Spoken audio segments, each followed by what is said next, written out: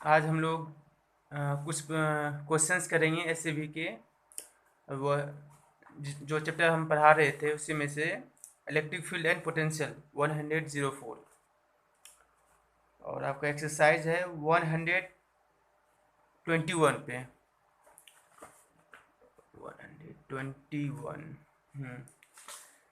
देखिए हम लोग ये जितना भी क्वेश्चन है पेज नंबर 121 क्वेश्चन नंबर 2, 3, 4 ये जो हैं ये एक्सरसाइज 2, 3, 4 क्योंकि डायमेंशनल फार्मूला जो है वो कि ये कुछ होता नहीं है, छोटा सी चीज़ है। वो मैं आपको लास्ट में पढ़ाऊँगा क्योंकि मैं वेक्टर से शुरू किया हूँ। तो मैं अभी क्योंकि पढ़ाया नहीं हूँ इसलिए इसको स्किप करता हूँ क्वेश्चन नंबर 1 को। अब हम चलते हैं 2, 3 और 4 और ऑब्जेक्टिव 2 का क्वेश्चन नंबर 1 को सॉल्व करेंगे जितना टाइम मुझे परमिट करेगा। तो सबसे पहले क्वेश्चन नंबर 2 करते हैं।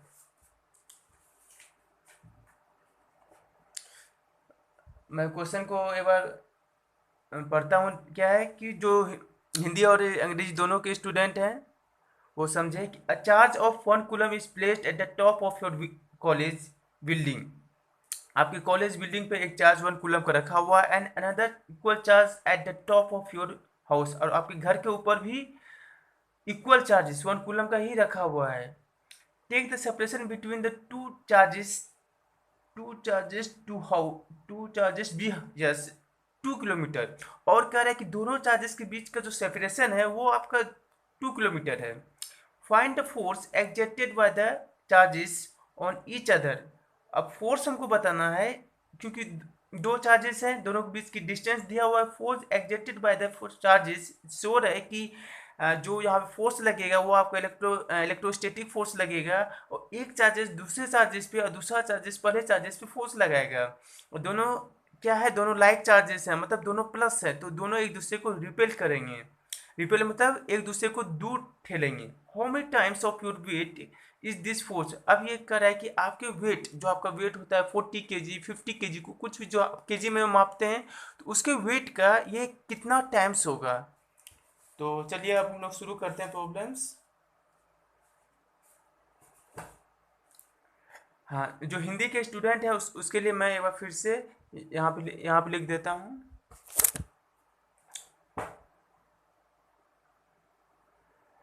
देखिए क्वेश्चन नंबर 2 पेज 121।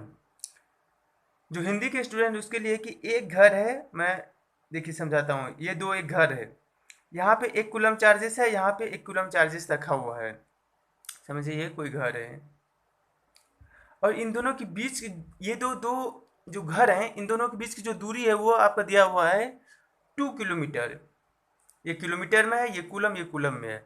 अब ये कहा गया है कि आप जो है इन दोनों जो फोर्स लगी है वो फोर्स का मान बताइए।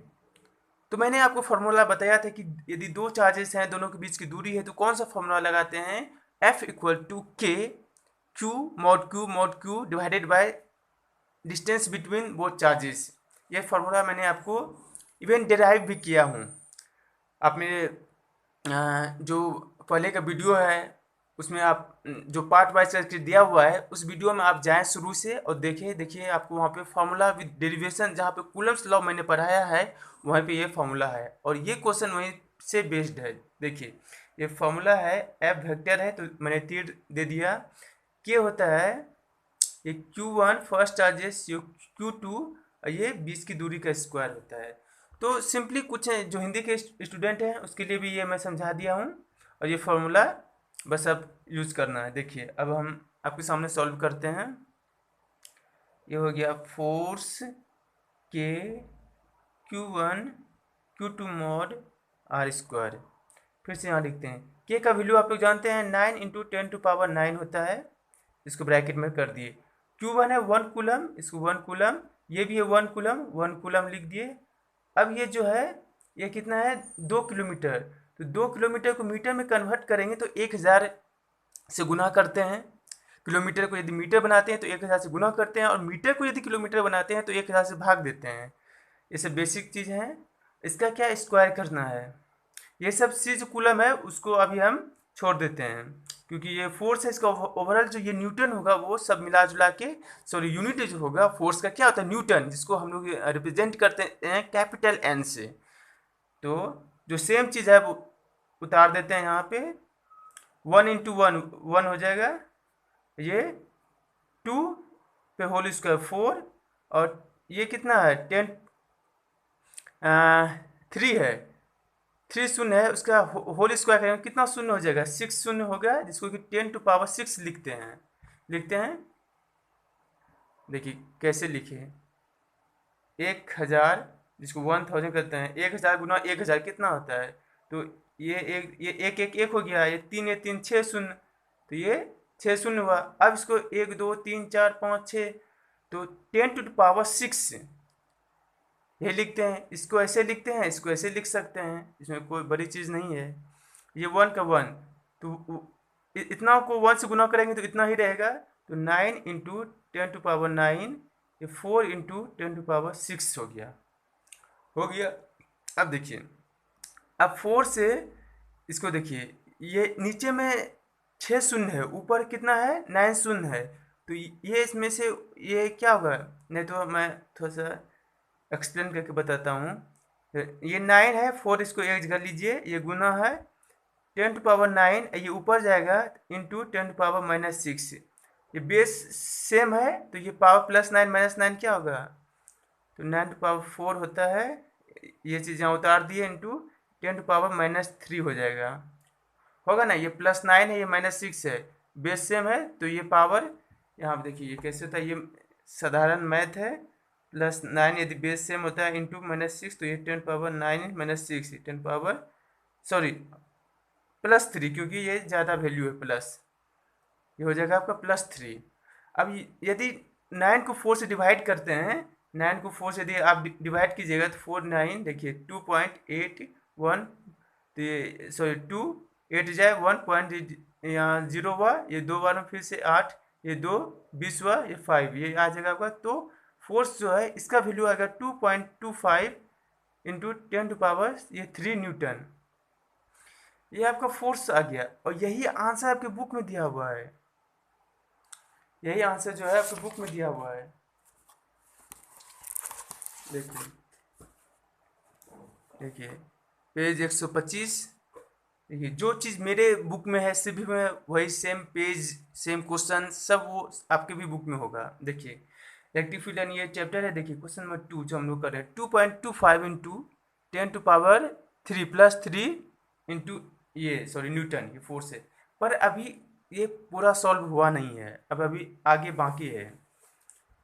तो ये हुआ कि ये आधा पार्ट हुआ, आधा पार्ट अभी बाकी है, ये सिर्फ फोर्स निकला कि फोर्स उस पर कितना लगेगा, फोर्स उस पर कितना लगेगा। तो ये जो इतना न्यूटन का फोर्स है, ये कूलम, ये 1 कूलम इस पे इसको 2.25 इंटू 10⁻³ न्यूटन से इधर ये रिपेल करेगा, यानी ठेलेगा, इधर इसको इधर ठेलेगा, और ये 1 कूलम इसको इस ओर ठेलेगा, कितना फोर्स से, वो सेम फोर्स से 2.25 इंटू 10⁻³ न्यूटन, इसमें कोई चेंजेस नहीं होगा।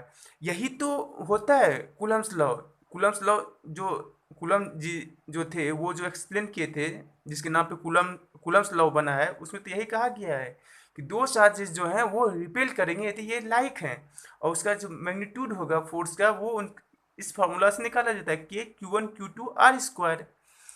तो ये आपका फोर्स हो गया, ये यहाँ फोर्स क्या होगा, फोर्स ऑफ रिपल्सन, मतलब ये दोनों को ठेलेगा, उसको इधर इसको इधर ठेलेगा। अब आगे चलते हैं, देखिए ये आधा पार्ट हुआ, आगे है, आगे क्या है कि find the force exerted by the charges on each other. अब ये इस क्वेश्चन का यहाँ तक का जो आंसर था वो आ गया 2.25 इंटू 10⁻³ न्यूटन। अब है आगे, हाउ मेनी टाइम्स, कितने बार of your weight is this force, ये जो फोर्स निकला है वो आपके वेट का कितना टाइम्स है। यदि सिंपली हम अपने वेट को एक साधारण से 40 न्यूटन लेते हैं, सॉरी 40 kg, देखिए ये वो फर्स्ट पार्ट, यहाँ से है सेकेंड पार्ट। सपोज, मतलब हिंदी में मान लेना, suppose the weight is suppose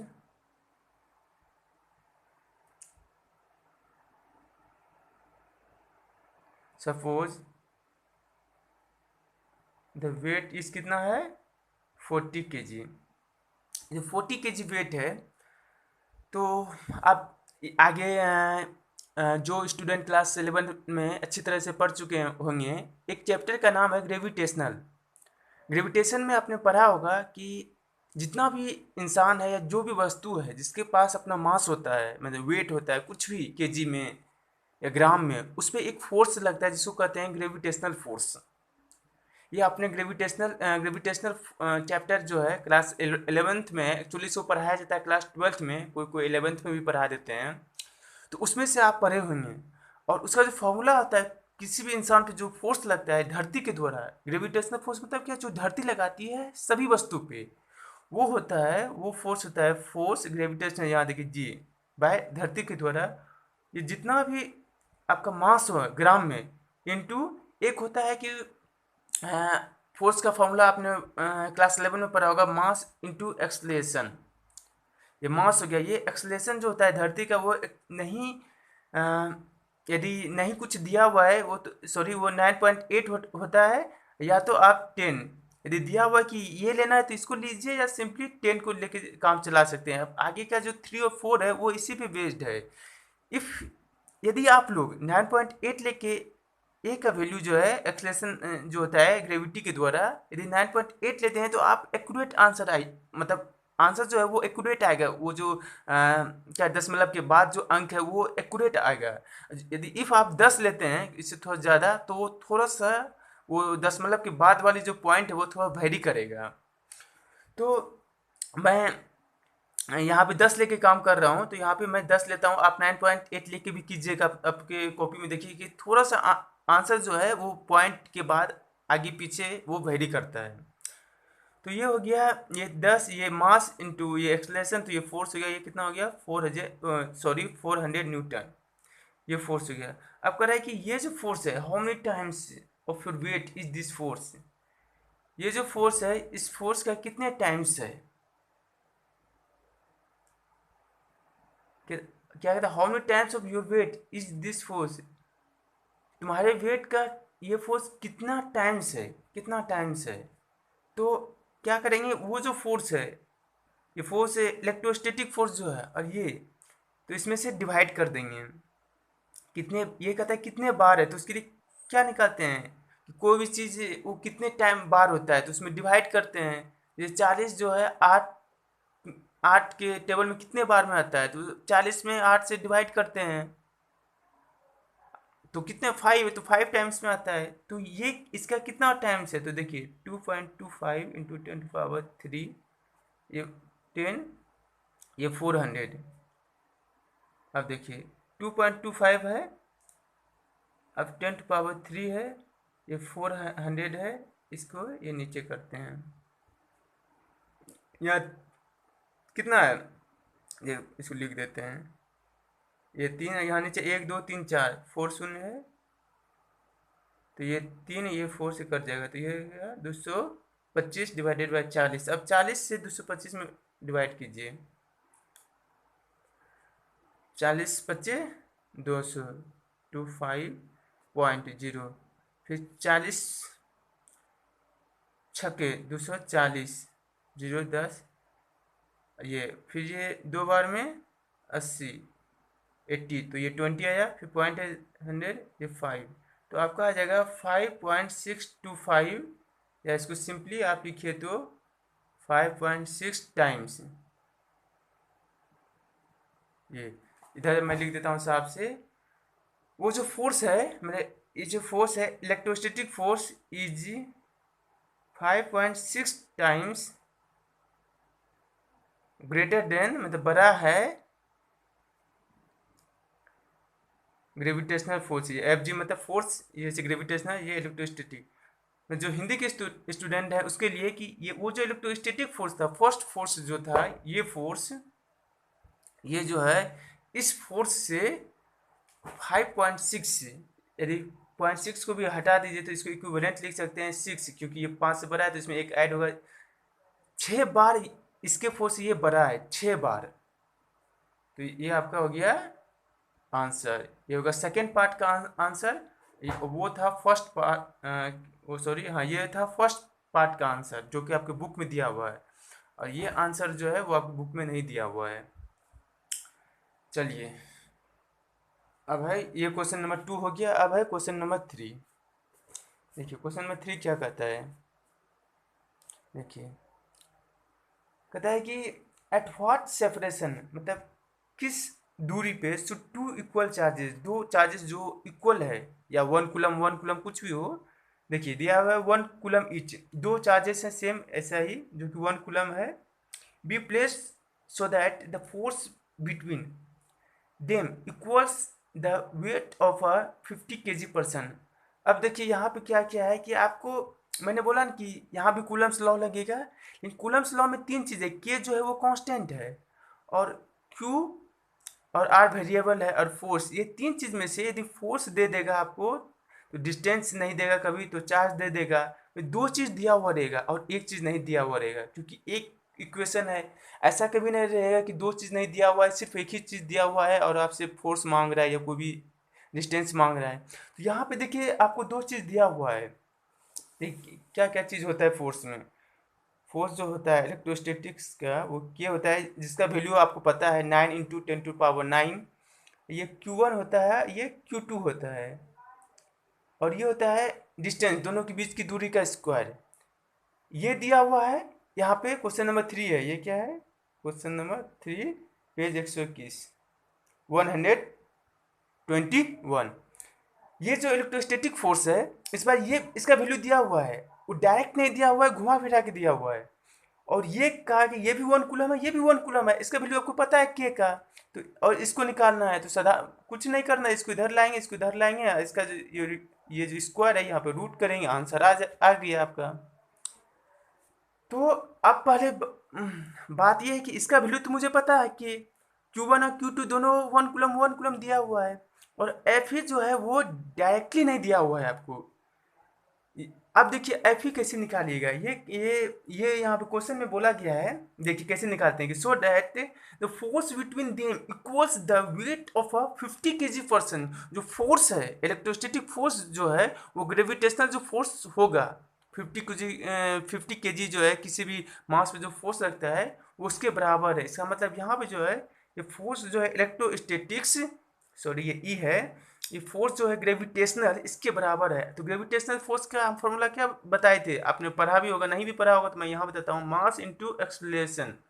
और ए जो है या 9 लीजिए, ये ए है, या तो ए जो है वो 10 लीजिए, कुछ भी ले लीजिए। ये होता है मीटर पर सेकंड स्क्वायर, इसका यूनिट होता है मीटर पर सेकंड स्क्वायर, क्योंकि एक्सलेशन का यूनिट जो होता है यही होता है।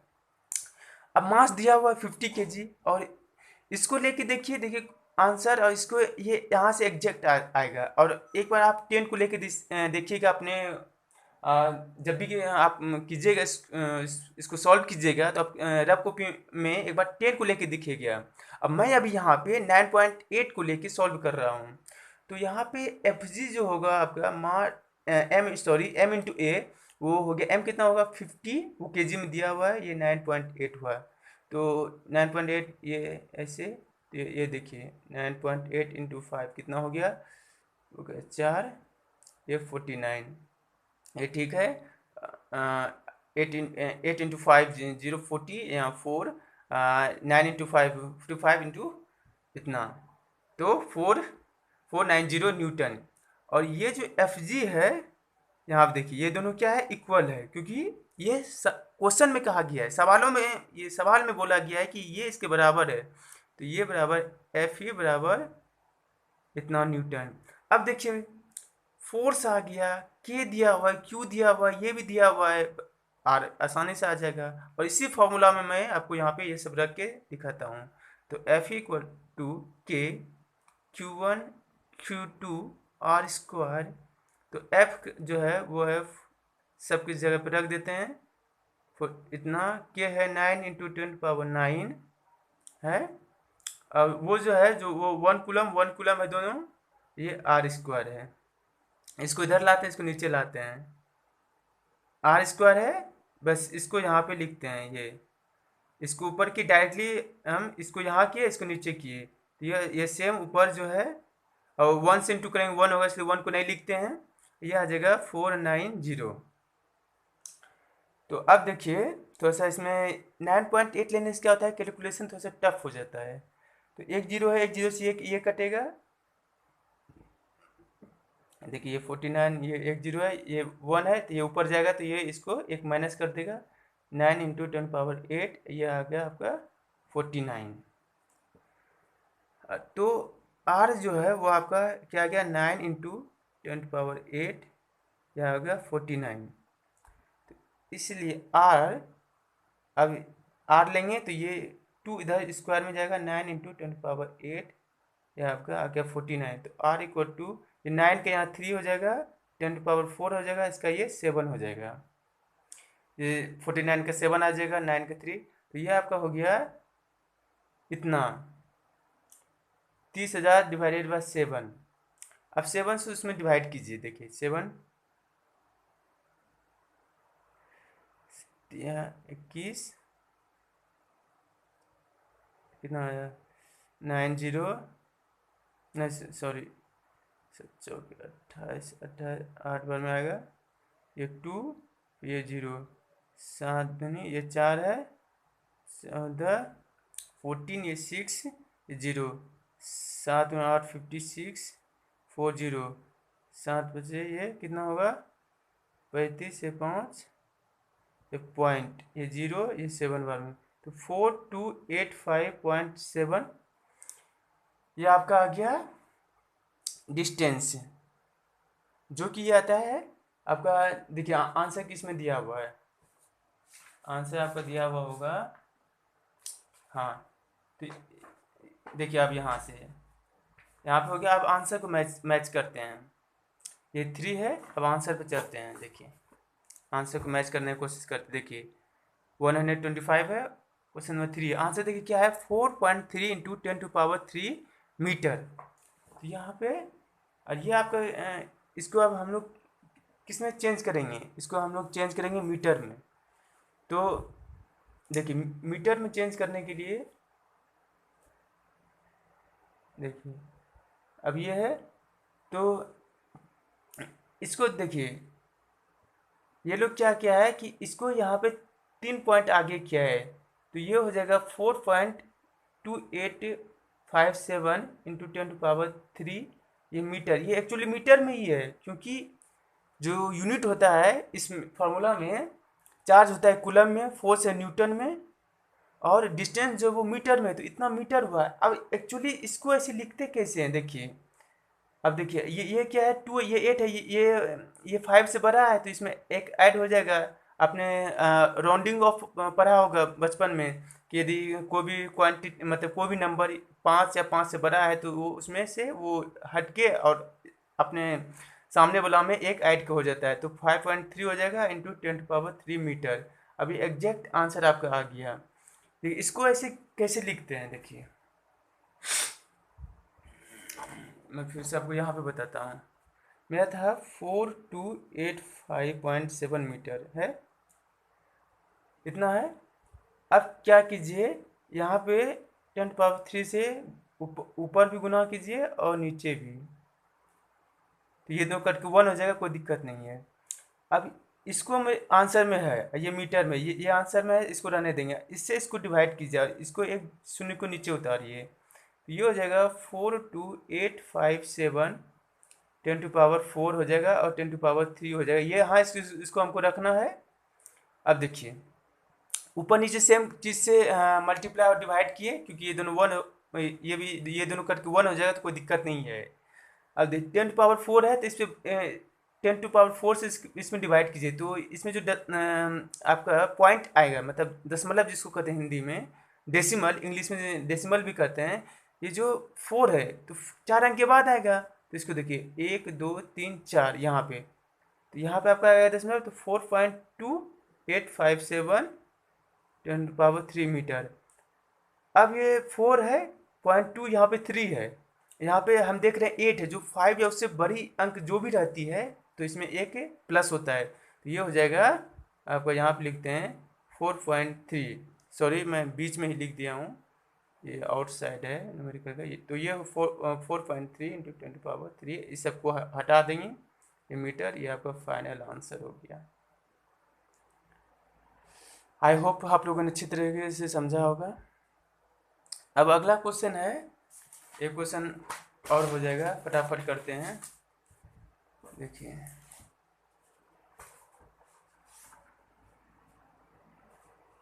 क्वेश्चन नंबर 4 क्या है, क्वेश्चन नंबर 4 क्या है, इसमें भी कुछ नहीं करना है। 2 और 3 के जैसा ही, 2 equal charges are placed at a separation of 1 metre, what should be the magnitude of charges so that, कहता है कि दो चार्जेस है दोनों का, अब यहाँ पे दोनों के बीच की दूरी दे दिया है, कितना दिया है, 1 मीटर का, दो इक्वल चार्जेस भी बोला है इक्वल है।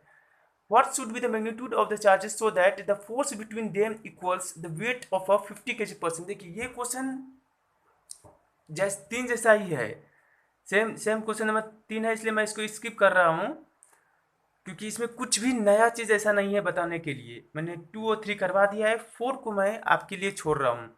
देखिए आपका यहाँ पे क्या है, डिस्टेंस, इस बार क्या है कि मैंने आपको पहले ही बोला है, एफ जो फार्मूला होता है, देखिए ये जो फार्मूला होता है, इस फार्मूला में आपको ये के छोड़ के ये जो 3 वेरिएबल है, मतलब 3 चीज़ जिसका वैल्यू चेंज होगा, उसमें से 2 चीज़ आपको दिया हुआ रहेगा। क्वेश्चन नंबर 3 में भी वही था, फोर्स दिया हुआ था और ये दोनों दिया हुआ था, इसका पूछा। अब क्वेश्चन नंबर 4 में क्या क्या है, डिस्टेंस दे दिया है और फोर्स दे दिया है, वैसे ही 50 kg, तो यहाँ पे 50 इंटू 9.8 कर देंगे, 50 इंटू 9.8, जिस तरह से यहाँ से फोर्स निकाले थे वैसा ही फोर्स यहाँ से निकाल लेंगे, 50 इंटू 9.8 फोर्स आ गया, मेरे को डिस्टेंस दिया हुआ है, आर स्क्वायर हो जाएगा। और यहाँ पे दोनों इक्वल चार्जेस है, तो Q1 Q2 दो अलग अलग नहीं है, Q1 इंटू Q2 को दोनों को Q लिख के वहाँ पे Q स्क्वायर हो जाएगा। देखिए मैं हल्का सा हिंट दे देता हूँ, यहाँ फोर्स जो है, फोर्स हो जाएगा 50 इंटू 9.8, ये न्यूटन हो गया, के है 9 into 10⁻9, Q1 equal to Q2 equal to कितना है आपका Q है, और यहाँ पे आपका R है 1 मीटर, ये भी मीटर में है, ये न्यूटन में ये है, तो यहाँ फोर्स जो इलेक्ट्रोस्टैटिक फोर्स लगेगा फार्मूला के Q1 Q2 R स्क्वायर, तो ये चीज़ दिया हुआ है, ये दिया हुआ है, तो यहाँ पे 50 इंटू 9.8, ये के का वैल्यू 9 इंटू 10⁻9, और यहाँ पे ये Q स्क्वायर और ये R1 स्क्वायर, तो यहाँ पे डायरेक्टली Q स्क्वायर जो है 50 इंटू 9.8 डिवाइडेड बाई 9 इंटू 10⁻9, ये Q स्क्वायर है, तो इसलिए यहाँ पे Q जो होगा ये रूट अंडर हो जाएगा। देखिए आंसर ये आ गया, मैं 9 इंटू 10⁻9। देखिए अब कुछ नहीं करना है, इसको मैं हिंट दे के बना भी दिया, ये रूट के अंदर है, इसमें कुछ था नहीं, इसलिए मैं थोड़ा सा तेज़ी से बना दिया। देखिए 5 है, 10 9.8 है, ये 9 है, 10⁻9 है, इसको यहाँ पे करेंगे, ये कट गया। अब देखिए तो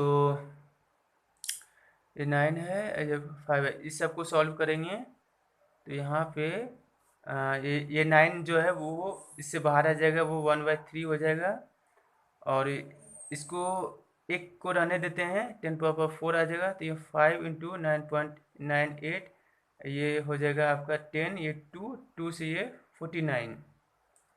देखिए 7/3 इंटू 10⁻⁻4 आ गया। अब 3 से 7 को डिवाइड कीजिए, कितना आएगा 2 पॉइंट, तो वहाँ से 3 से डिवाइड कीजिएगा 61.03, ये 3, तो 2.33 इंटू 10⁻⁻4 आ जाएगा। देखिए आंसर ही आ गया आपका।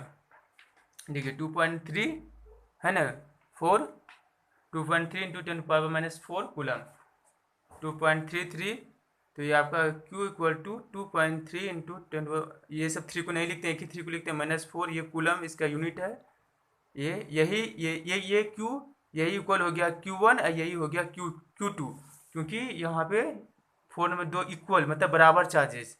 आपका आंसर आ गया तुरंत। अब चलिए एक क्वेश्चन और था, मैंने आपको यहाँ पे लिखा हुआ था, पेज नंबर 121 का था, क्वेश्चन नंबर 2 हो गया, 3 हो गया, 4 हो गया। अब है ऑब्जेक्टिव 2 का क्वेश्चन नंबर 1। तो अभी टाइम बचा हुआ है। ऑब्जेक्टिव 2 का लास्ट क्वेश्चन करते हैं। देखिए ये है ऑब्जेक्टिव 2 और ऑब्जेक्टिव 2 है और यहाँ पे हम क्वेश्चन नंबर 1 देखिए, mark out the correct option. कहता है कि सही ऑप्शन को चुनें। जो हिंदी के स्टूडेंट है उसके लिए मैं हिंदी में भी पढ़ देता हूँ। देखिए कहता है कि इन चारों में से सही कौन सा है, और इसका भी आंसर आपको पीछे दिया हुआ है। आंसर भी अभी हम मिलाएंगे बनाने के बाद। देखिए कहता है कि ए है कि the total charge of the universe is constant. कहता है यूनिवर्स का जो जितना भी टोटल चार्ज है वो कांस्टेंट, मतलब वो नहीं, चेंज नहीं होना, समान रहना। कांस्टेंट का हिंदी होता है समान। ये कांस्टेंट मतलब वो चेंज नहीं होगा। वो जैसे कि दुनिया में यदि मानिए कि 10 आदमी है, यदि ऐसा कहा गया है कि 10 आदमी इस पूरा दुनिया में हमेशा रहेगा तो वो कांस्टेंट है, वो चेंज नहीं होगा। इसमें से कहा गया है कि इसमें से 5 पुरुष हैं 5 महिलाएं हैं, तो ये हमेशा ही, यदि ऐसा है तो वो, यदि वो कांस्टेंट शब्द का इसका मतलब ये दुनिया में ये हमेशा 5 पुरुष और 5 महिलाएं रहेंगे ही रहेंगी। इसलिए कांस्टेंट मतलब वो बराबर हैं, मतलब वो उतना फिक्स है, वो उतना रहेंगे ही रहेंगे। अब है कि be the total positive charges of the universe is constant. कहता है कि सिर्फ जितना भी पॉजिटिव चार्जेस हैं, आपको मैं पढ़ाया हूँ पॉजिटिव चार्जेस मतलब क्या, प्रोटॉन। सिर्फ कह रहा है कि ये कि प्रोटॉन जो है वो इक्वल है। और फिर है कि सी है द सिर्फ कहता है सिर्फ पॉजिटिव चार्जेस जो टोटल है वो कांस्टेंट है। फिर आगे सी में the total negative charges of the universe is constant. इसका हिंदी ये हुआ कि यूनिवर्स मतलब ब्रह्मांड का जो टोटल में सभी निगेटिव चार्जेस मतलब इलेक्ट्रॉन वो सिर्फ कांस्टेंट रहेगा, मतलब वही। अब बाकी जो प्रोटॉन के बारे में इसमें कुछ नहीं कहा गया है, यहाँ पे प्रोटॉन के बारे में कहा गया, पॉजिटिव चार्जेस के बारे में कहा गया है वो कांस्टेंट होगा। यहाँ पे निगेटिव के बारे में कुछ नहीं कहा गया है कि वो कम होगा बेसी होगा, लेकिन ये हमेशा जितना इसकी संख्या है उतना ही रहेगा। बाकी इलेक्ट्रॉन के बारे में इसको कुछ नहीं पता। डी कहता है the total number of charge particle. मैंने आपको बताया पूरा दुनिया में चार्ज पार्टिकल दो ही प्रकार के होते हैं, एक पॉजिटिव होते हैं एक निगेटिव होते हैं। The total number of charge particle जो कि प्रोटॉन और न्यूट्रॉन सॉरी इलेक्ट्रॉन है in the universe is constant. कहता है कि total number of charge particles. अब बताइए कि इन चारों में कौन सा सही है। इन चारों में से ये सही है कि the total charge of the universe is constant. Charge ब्रह्मांड का जो चार्ज है टोटल वो कांस्टेंट होता है। यहाँ पे अब आंसर में चेक कर लेते हैं, आपको विश्वास होगा। ऑब्जेक्टिव 2 का फर्स्ट है, देखिए देखिए यहाँ पे आंसर ऑब्जेक्टिव 2 का फर्स्ट का ए क्यों सही हुआ अब मैं आपको एक्सप्लेन करता हूँ। ये इसलिए सही हुआ क्योंकि जो यूनिवर्स है, जो ये ब्रह्मांड है, इसमें जितना भी प्रोटॉन होंगे उतना ही इलेक्ट्रॉन होंगे, क्योंकि ये इंटीग्रल मल्टीपल होता है। क्वांटाइज्ड में मैं पढ़ाया था कि ये चार्ज जो है वो प्लस 1.6 × 10⁻⁹ कूलम होता है, जिसको इलेक्ट्रॉन कहते हैं। एक प्रोटॉन होता है माइनस, ये दोनों सेम होता है, सिर्फ ये प्लस होता है इसका, ये -90 कूलम होता है। जितना ही इलेक्ट्रॉन उतना ही प्रोटॉन होगा। ये नहीं कि अब बी में कहा गया कि सिर्फ प्रोटॉन कांस्टेंट होगा, नहीं, जितना ये होगा क्या इलेक्ट्रॉन घटेगा, यदि ये घटेगा तो ये भी घटेगा। ये दोनों हमेशा ही बराबर होते हैं, बैलेंस होते हैं। 80 में कहा गया कि इसकी हम जानते हैं कि ब्रह्मांड का सिर्फ इलेक्ट्रॉन कांस्टेंट होगा, प्रोटॉन के बारे में कुछ नहीं कहा गया है, इसलिए सी भी गलत हो गया, बी गलत हो गया, इसी कारण से डी कहता है कि चार्ज पार्टिकल्स। हमको पार्टिकल्स का पता नहीं, पार्टिकल मतलब चीज़ें हो गई, चार्ज तो सब हर चीज़ में होता है, बुक में भी चार्ज है, सब कुछ में चार्ज। इसको जब रबिंग करेंगे तो आपने, मैं पढ़ाया था एनसीईआरटी में, प्रोसेस ऑफ इंडक्शन। ये क्या ये श्योर है कि चार्ज पार्टिकल ये कांस्टेंट रहेगा, ये अभी बुक है, ये फिर ख़त्म भी हो जाएगा। लेकिन जो इसमें चार्ज हैं, जो दुनिया में जितने भी चार्ज हैं, वो जितना भी इलेक्ट्रॉन और जितना भी प्रोटॉन है, ये दोनों ये हमेशा कांस्टेंट रहेंगे। इसकी संख्या जो है वो चेंज नहीं होगी, इसलिए क्वेश्चन ए सही हुआ। तो इस तरीके से ये चारों क्वेश्चन आपका सॉल्व हो गया है। अभी तक मैंने जहाँ तक पढ़ाया वहाँ तक में ये क्वेश्चन सॉल्व हो गया। कुछ क्वेश्चन जो है एनसीईआरटी के हैं, 1-2 क्वेश्चन वो मैं अगले क्लास में करवाऊँगा। उसके बाद में फिर आगे जो नोट्स है उसमें से मैं पढ़ाना स्टार्ट करूँगा। अभी तक जितना भी मैंने पढ़ाया है उतना में से ये सब क्वेश्चन जो मैंने ढूंढा, जहाँ तक बन सकता था उस फॉर्मूला पे मैंने टिक किया, मैंने इस पेज में लिखा और आपके सामने सॉल्व किया हूँ। और जो क्वेश्चन की जो मैं नहीं करवाया हूँ उसको मैं बाद में करवाऊँगा। यहाँ पे देखिए इलेक्ट्रिक फील्ड है जो मैं पढ़ाया नहीं हूँ, इसलिए मैं इसको अभी नहीं होमवर्क दूंगा, नहीं बनाने के लिए कहूँगा, मैं आपको आपके साथ ही बनाऊँगा। तो यदि अभी तक भी आप लोगों ने मेरा वीडियो को लाइक नहीं किया तो प्लीज़ लाइक करें, उसको दोस्तों के बीच में शेयर करें, सब्सक्राइब करें। और यदि मेरा वीडियो आप पढ़ना चाहते हैं तो पार्ट 1 से पढ़ें।